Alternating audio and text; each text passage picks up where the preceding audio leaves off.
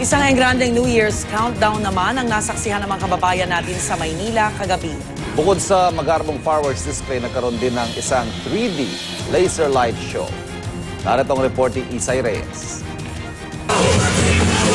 Pantapat daw sa New Year countdown ng New York ang Salubong Manila 2015 sa Rojas Boulevard kagabi.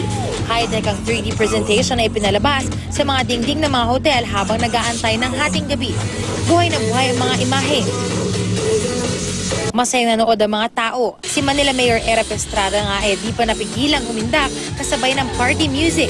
Kasama niya ang kanyang mga anak at asawa.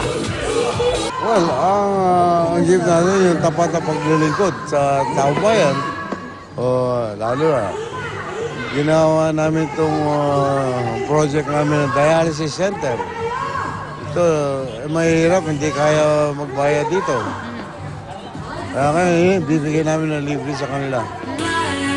Pagpatak ng alas 12, pagdagan sa tinatawag na plunger na manghahang lahat sa ganda ng fireworks na bumalot sa kalangitan. Nakipagbiruan pa si Manila Mayor ukol sa kanyang New Year's resolution.